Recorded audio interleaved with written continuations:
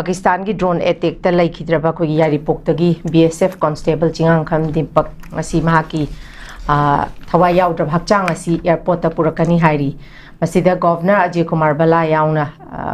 ikai khumna ba utuna Aroiba Mathou Mangam PANGTHOKANI hairi adumakpu habadi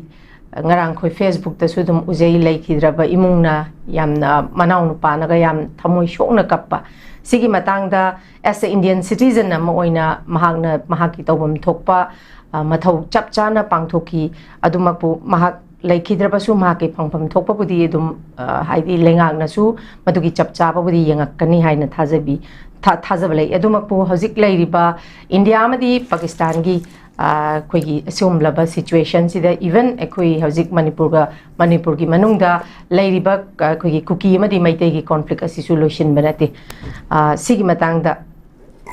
ozasanda kari warol thambini ngtang thambi lan tongradi mi kara leiba leitaba habse masi masan tam le lan da koi noi de kai no na front line de leiba chinau sing ai tare ko India ga Pakistan ga bu tawgera Bangladesh ga bu tawgera ko masai ge lebak ngak na ba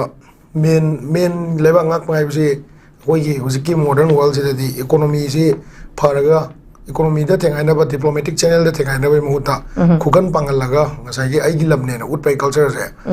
yamna phasan lei ai tare to Kashmir gi wari sidi Kashmir ki wari sidi yam nuksi raja ne ko akoi United Nation na Kashmir je na wai India na independent phanga matung na ko Kashmir je Pakistan na tinni India da tinni na tawma tamda United Nation na plebiscite ki type da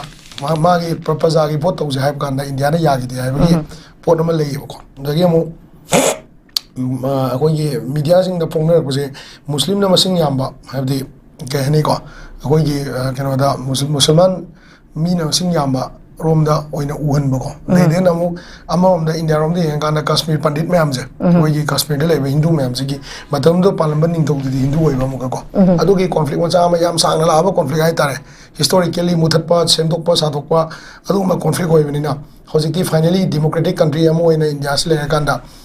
India na administer over Kashmir hoi conflict zone le na tongan mo ere the administer over Kashmir sida terrorist sing na changsala kana tongan ba angle dagi funding tawraga khugan pangan ba sema kana training tawraga thajalaga India gi Kashmir se India na ngak lenga ku matamda phajana ngak ke aduga India na kano oiti ha gi leidna ko loy no der ngak ngam de ha na utna ba hona ba tawrakpa step amane na loba ta ne ba aduda Pakistan India se ani mak se nuclear country woi bini na ado economically yang da de Pakistan na di India ga lan thengna je keso hapta amani phana thengna ngam moi ko aduga ngasai gi keno da amu mayam na world nation mayam sina amu nuclear nation oi bini na pukap ta kapsan na bado madugi mangje bado hade nuclear bomb ma thada India Pakistan ga lan je phasana loina mak free hand thado ga thengna da di nearly 12 million na de keno 1 crore 20 lakh kumba hai tare ko adugumba mi aduga missing ai tai 1.5 million gumba crore ma khai gumba di adum hafta ma da sibya ba adugumba landeng na badu oi doi ne ko ada government of India ga Pakistan ga je ma ge keno se miyeng se ton bane moi ju moi gi lamda dum moi na mai pa e na mayam se harau ba khoi jo khoi rom da dum khoi na mai pa e na harau ba ma se ngasai gi political advantage ina sai gi rajniti tawba moi ju prime minister khoi ju prime minister di gi leidna ko lebak se khoi ne he na fa ngai edo utpane adubu lenga ga pha ba he se lan se yarige tawna da bu se phai tawna da phai abdi yarige mi siba mi khwai de yam sian ba lengak tu mana ngam gira ngam moi gira adu yam pha ba lengak ne di ke su lawroi ba mi yam ko wa ba di prajada warak tani hai tare tabu tabu mina akhoi da sum sitra ga akhoi ne yenga le su ya da ba na bharat sakana ngasi lawri ba step sing je akhoi chumene law tam ne tabu tabu